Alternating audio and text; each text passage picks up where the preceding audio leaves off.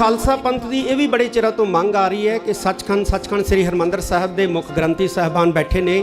ਖਾਲਸਾ ਪੰਥ ਦੀ ਬੜੇ ਲੰਬੇ ਸਮੇਂ ਤੋਂ ਮੰਗ ਆ ਰਹੀ ਹੈ। ਬਹੁਤ ਸਾਰੀਆਂ ਜਥੇਬੰਦੀਆਂ ਨੇ, ਸੰਪਰਦਾਵਾਂ ਨੇ ਸਾਨੂੰ ਪੱਤਰ ਵੀ ਭੇਜੇ ਹੈ, ਆਪ ਵੀ ਬੇਨਤੀ ਕੀਤੀ ਹੈ ਕਿ ਸੱਚਖੰਡ ਸ੍ਰੀ ਹਰਿਮੰਦਰ ਸਾਹਿਬ ਵਿਖੇ ਪੁਰਾਤਨ ਤੰਤੀ ਸਾਜ਼ਾਂ ਦੀ ਕੀਰਤਨ ਪ੍ਰਣਾਲੀ ਜਿਹੜੀ ਉਹ ਪ੍ਰਾਰੰਭ ਕੀਤੀ ਜਾਏ। ਲੇਕਿਨ ਸ਼੍ਰੋਮਣੀ ਗੁਰਦੁਆਰਾ ਪ੍ਰਬੰਧਕ ਕਮੇਟੀ ਨੂੰ ਆਦੇਸ਼ ਜ਼ਰੂਰ ਕਰਾਂਗੇ ਕਿ 2 ਸਾਲ 3 ਸਾਲ ਹਾਰਮੋਨੀਅਮ ਜਿਹੜਾ ਹੈ ਉਹ ਸ੍ਰੀ ਹਰਿਮੰਦਰ ਸਾਹਿਬ ਤੋਂ ਬਾਹਰ ਕੀਤਾ ਜਾਏ।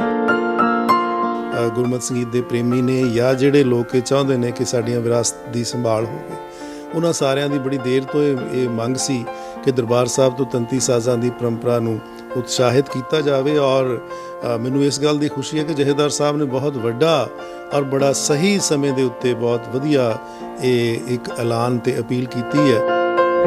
ਜਿਹੜੀ ਜਨਰੇਸ਼ਨ ਹੈ, ਸਾਡੇ ਜਿਹੜੇ ਬੱਚੇ ਨੇ, ਉਹ ਬਹੁਤ ਇਮਾਨਦਾਰ ਨੇ ਔਰ ਬੜੀ ਇਮਾਨਦਾਰੀ ਦੇ ਨਾਲ, ਬਹੁਤ ਲਗਨ ਦੇ ਨਾਲ ਦੇਸ਼ ਵਿਦੇਸ਼ ਦੇ ਵਿੱਚ ਉਹ ਤੰਤੀ ਸਾਜ਼ ਸਿੱਖ ਰਹੇ ਨੇ ਔਰ ਸਾਡਾ ਰਬਾਬ ਸਿੱਖ ਰਹੇ ਨੇ, ਸਰੰਦਾ, ਤਾਊਸ, ਦਿਲਰੂਬਾ। ਆਉਣ ਵਾਲੇ ਸਮੇਂ ਉਹਨਾਂ ਨੇ ਸਾਨੂੰ ਰਿਪਲੇਸ ਕਰਨਾ, ਸਾਨੂੰ ਕੀਰਤਨੀਆਂ ਨੂੰ ਰਿਪਲੇਸ ਕਰਨਾ। ਜਿਹੜੇ ਰਾਗੀ ਸਿੰਘ ਹੁਣ ਕੀਰਤਨ ਕਰਦੇ ਆ, ਕੀ ਤੁਹਾਨੂੰ ਲੱਗਦਾ ਵੀ ਉਹਨਾਂ ਨੂੰ ਕੋਈ ਔਖ ਆਏਗੀ ਇਸ ਵਿੱਚ?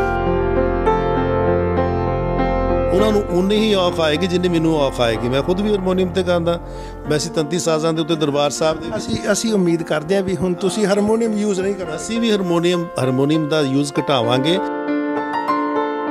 ਜਿਸ ਕੰਮ ਨੂੰ ਸਦੀਆਂ ਪਹਿਲਾਂ ਅਸੀਂ ਵਿਸਾਰ ਦਿੱਤਾ, ਉਸ ਨੂੰ ਪੁਨਰ ਸੁਰਜੀਤ ਕਰਨ ਦੇ ਲਈ ਮੈਂ ਸਦੀਆਂ ਤਾਂ ਨਹੀਂ ਪਰ ਕੁਝ ਸਾਲ ਤਾਂ ਲੱਗਣਗੇ ਨਾ। ਤਾਂ ਉਹ ਕੁਝ ਸਾਲ ਸਾਨੂੰ ਦਿਓ ਤਾਂ ਕਿ ਅਸੀਂ ਸਾਰੇ ਤਿਆਰੀ ਕਰਕੇ ਮੁੜ ਕੇ ਉੱਥੇ ਤੰਤੀ ਸਾਜ਼ਾਂ ਨੂੰ ਪੁਨਰ ਸੁਰਜੀਤ ਕਰ ਸਕੀਏ। ਔਰ ਮੈਂ ਚਾਹਾਂਗਾ ਕਿ ਅੱਛੇ, ਜਿਵੇਂ ਬਾਕੀ ਤੁਸੀਂ ਪ੍ਰੋਫੈਸ਼ਨ ਦੇ ਵਿੱਚ ਆਪਣੇ ਬੱਚਿਆਂ ਨੂੰ ਐਂਟਰ ਕਰਵਾਉਂਦੇ ਹੋ, ਇਸ ਪਾਸੇ ਵੱਲ ਵੀ ਆਪਣੇ ਬੱਚਿਆਂ ਨੂੰ ਉਤਸ਼ਾਹਿਤ ਕਰੋ। ਇਹ ਨਾ ਹੋਏ ਕਿ ਉਹ ਸ਼ੌਕੀਆ ਤੌਰ ਤੇ ਥੋੜ੍ਹੀ ਦੇਰ ਲਈ ਸਿੱਖਣ ਔਰ ਫਿਰ ਜਦੋਂ 18-20 ਸਾਲ ਦੇ ਹੋਣ ਤੇ ਉਹ ਛੱਡ ਜਾਣ। ਇਹੋ ਜਿਹੀ ਨੌਬਤ ਨਹੀਂ ਆਉਣੀ ਚਾਹੀਦੀ। ਇਹਦੇ ਲਈ ਸਾਨੂੰ ਸੁਚੇਤ ਹੋਣਾ ਚਾਹੀਦਾ ਹੈ।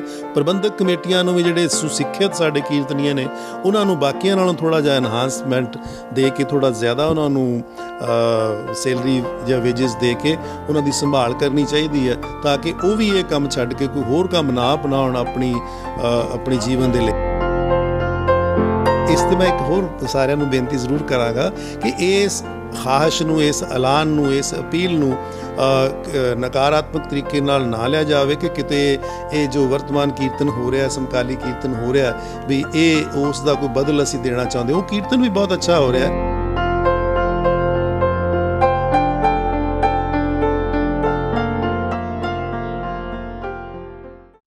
ਤੁਸੀਂ ਦੇਖ ਰਹੇ ਹੋ ਪੰਜਾਬੀ ਲੋਕ ਚੈਨਲ। ਮੈਂ ਹਰਪਾਲ ਸਿੰਘ ਸੁਨਾਮ ਆਪ ਜੀ ਦਾ ਸਵਾਗਤ ਕਰਦਾ ਹਾਂ।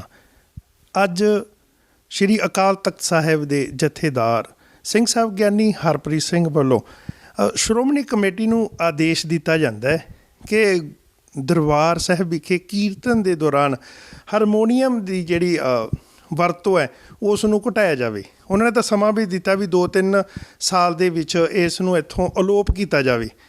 ਆਪਾਂ ਜਾਣਦੇ ਹਾਂ ਵੀ ਇਹਦੇ ਪਿੱਛੇ ਕਾਰਨ ਕੀ ਹੈ, ਕਿਉਂਕਿ ਦੇਸ਼ਾਂ ਵਿਦੇਸ਼ਾਂ ਦੀਆਂ ਸੰਗਤਾਂ ਵੱਲੋਂ ਬਹੁਤ ਸਮੇਂ ਤੋਂ ਇਹ ਮੰਗ ਤਾਂ ਚੱਲੀ ਆ ਰਹੀ ਸੀ ਕਿ ਜਦੋਂ ਸਾਡੇ ਕੋਲ 31 ਰਾਗ ਨੇ, ਧੰਨ ਗੁਰੂ ਗ੍ਰੰਥ ਸਾਹਿਬ ਦੀ ਬਾਣੀ ਦੇ ਵਿੱਚ ਗੁਰੂ ਸਾਹਿਬ ਦਾ ਬਚਨ ਹੈ, ਧੰਨ ਸੋ ਰਾਗ ਸੁਰੰਗੜੇ ਆਲਾਪਤ ਸਭ ਤਿਖ ਜਾਏ, ਵੀ ਰਾਗਾਂ ਦੀ ਵੱਡੀ ਮਹਾਨਤਾ ਹੈ। ਅਤੇ ਉੱਥੇ ਸ਼੍ਰੀ ਦਰਬਾਰ ਸਾਹਿਬ ਵਿੱਚ ਪਿਓਰ ਤੰਤੀ ਸਾਜ਼ਾਂ ਦੇ ਰਾਹੀਂ ਰਾਗਾਂ ਦੇ ਵਿੱਚ ਕੀਰਤਨ ਹੋਣਾ ਚਾਹੀਦਾ।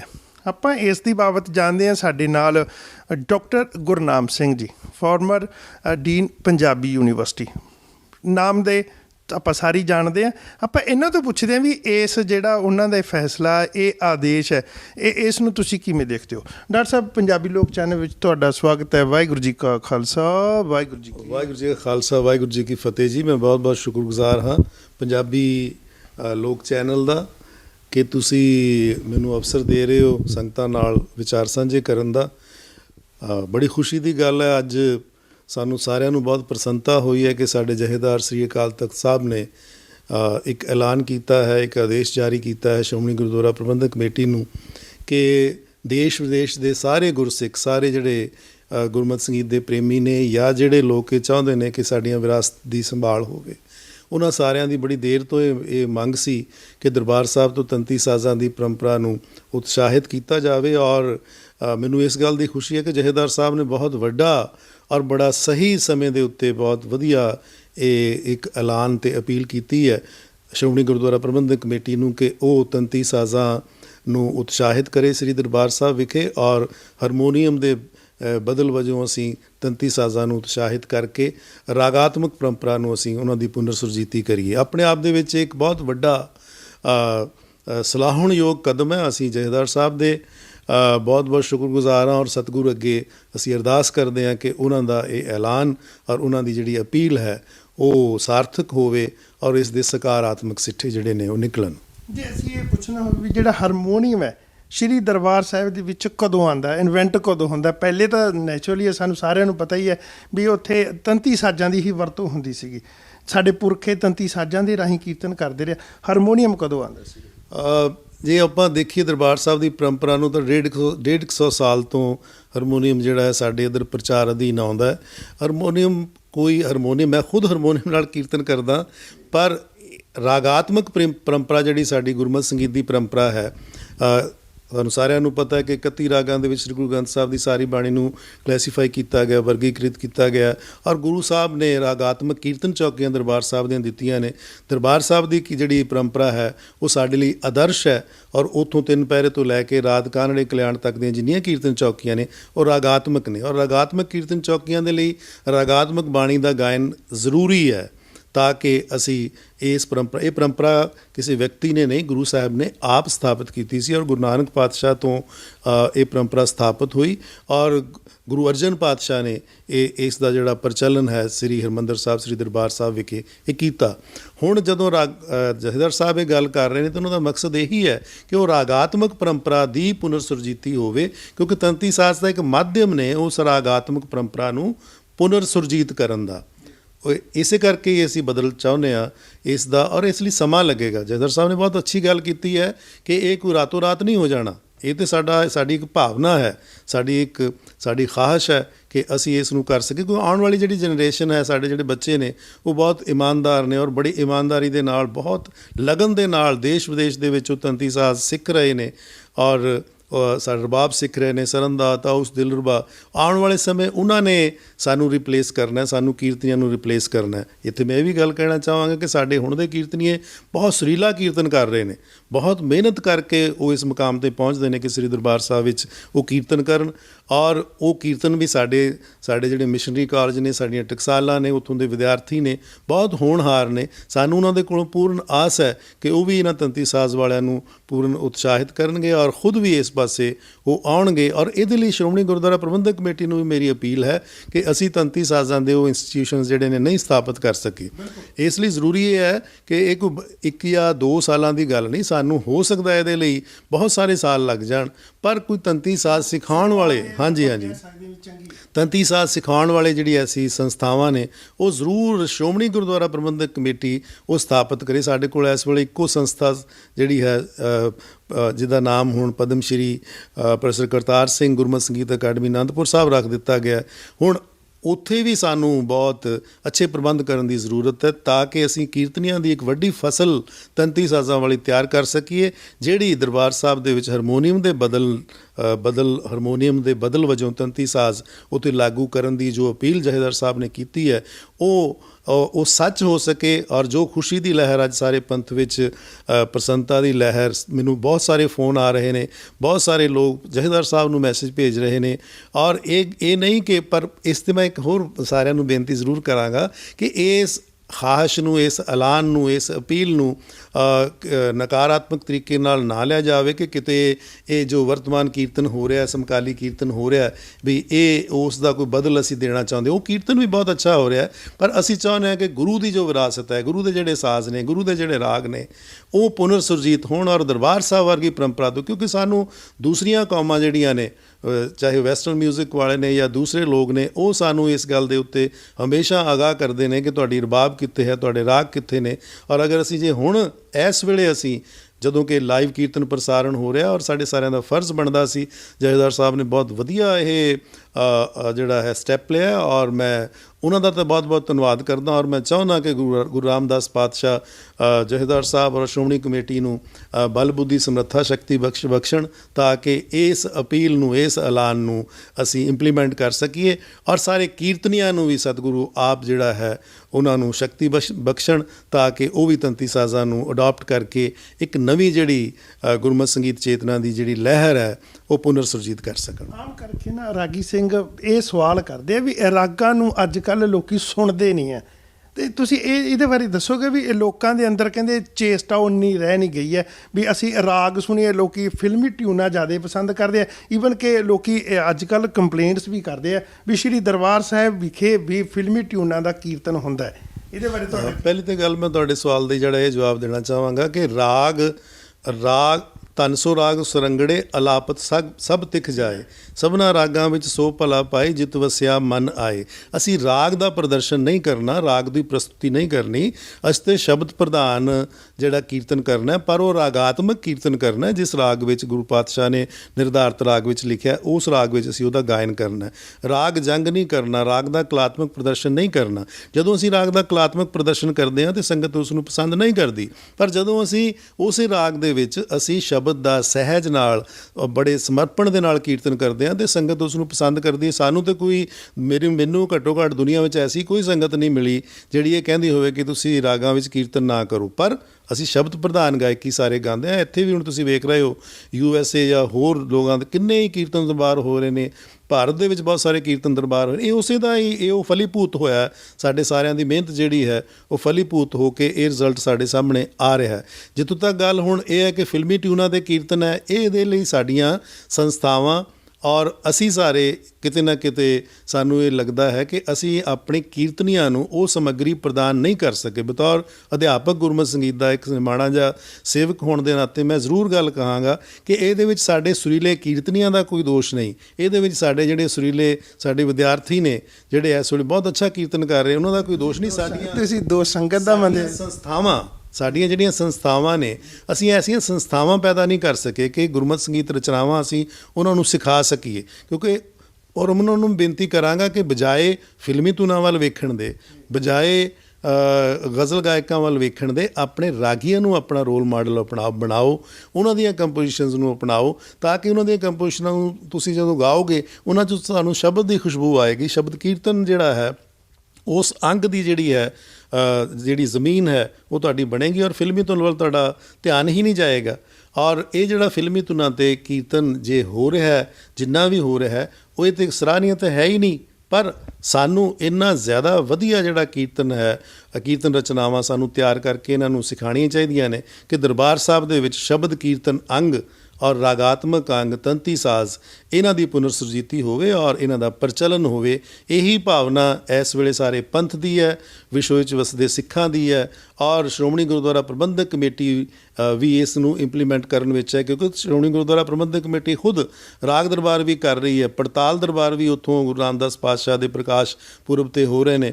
ਔਰ ਮੈਂ ਆਸ ਕਰਦਾ ਔਰ ਇਸ ਤੁਹਾਡੇ ਮਾਧਿਅਮ ਰਾਹੀਂ ਜਥੇਦਾਰ ਸਾਹਿਬ ਨੂੰ ਵੀ ਅਪੀਲ ਕਰੂੰਗਾ ਕਿ ਇੱਕ ਵੱਡਾ ਤੰਤੀ ਸਾਜ਼ਾਂ ਦਾ ਜਿਹੜਾ ਸੰਮੇਲਨ ਹੈ ਉਹ ਮੰਜੀ ਸਾਹਿਬ ਵਿਖੇ ਬੁਲਾਇਆ ਜਾਵੇ ਔਰ ਸਾਰੇ ਵਿਦੇਸ਼ ਤੋਂ ਜਿੰਨੇ ਵੀ ਤੰਤੀ ਸਾਜ਼ ਅੱਛਾ ਵਾਦਨ ਕਰਨ ਵਾਲੇ ਗੁਰਸਿੱਖ ਨੇ ਉਹਨਾਂ ਨੂੰ ਉੱਥੇ ਬੁਲਾ ਕੇ ਇੱਕ ਮੌਕਾ ਦਿੱਤਾ ਜਾਵੇ ਤਾਂ ਕਿ ਸਾਨੂੰ ਪਤਾ ਲੱਗ ਸਕੇ ਕਿ ਤੰਤੀ ਸਾਜ਼ਾਂ ਦੀ ਕਿੱਡੀ ਵੱਡੀ ਫਸਲ ਸਾਡੇ ਕੋਲ ਤਿਆਰ ਹੈ, ਕਿੰਨੇ ਸਾਡੇ ਕੋਲ ਸਾਜ਼ ਨੇ, ਉਹਦਾ ਜਾਇਜ਼ਾ ਲੈ ਲਈਏ ਔਰ ਉਸ ਤੋਂ ਬਾਅਦ ਇਹ ਜਿਹੜਾ ਇੰਪਲੀਮੈਂਟ ਕਰਨ ਵਾਲਾ ਕਾਰਜ ਹੈ ਉਹ ਹੋਰ ਸਾਡਾ ਸੁਖੈਨ ਹੋ ਜਾਏਗਾ ਔਰ ਸ਼੍ਰੋਮਣੀ ਗੁਰਦੁਆਰਾ ਪ੍ਰਬੰਧਕ ਕਮੇਟੀ ਨੂੰ ਵੀ ਇਹਦੇ ਵਿੱਚ ਬਹੁਤ ਸਹਾਇਤਾ ਮਿਲੇਗੀ। ਇੱਕ ਵਾਰੀ ਫਿਰ ਮੈਂ ਸਾਰਿਆਂ ਦਾ ਬਹੁਤ ਬਹੁਤ ਧੰਨਵਾਦ ਕਰਦਾ।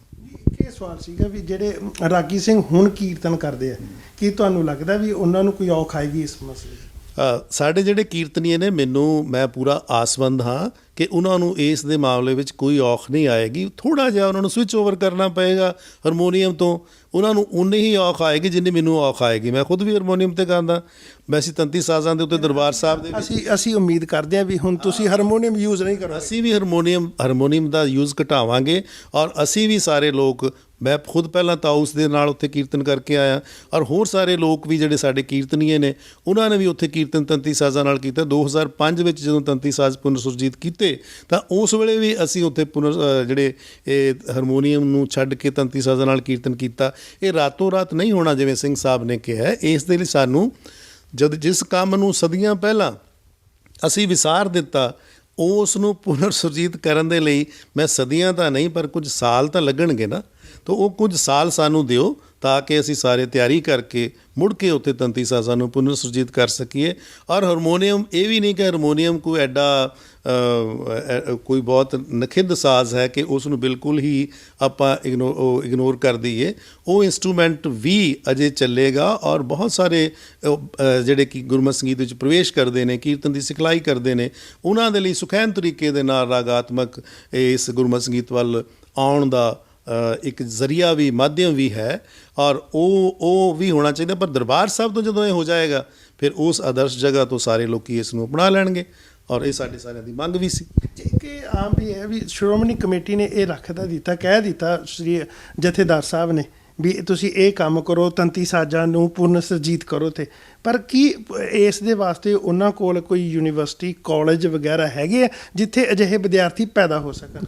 ਕਾਲਜ ਬਹੁਤ ਜ਼ਿਆਦਾ ਨੇ। ਗੱਲ ਇਹ ਹੈ ਕਿ ਉੱਥੇ ਅੱਛੇ ਉਹਨਾਂ ਦੇ ਕੋਲ ਅਧਿਆਪਕ ਨਹੀਂ, ਔਰ ਉਹਨਾਂ ਅਧਿਆਪਕਾਂ ਨੂੰ, ਜਿਹੜੇ ਅਧਿਆਪਕ ਉੱਥੇ ਕੰਮ ਕਰ ਰਹੇ ਨੇ, ਉਹਨਾਂ ਨੂੰ ਇਹੀ ਐਲਾਨ, ਇਹੀ ਅਪੀਲ ਉਹਨਾਂ ਦੇ ਲਈ ਇੰਪਲੀਮੈਂਟ ਕਰਨੀ ਹੋਏਗੀ।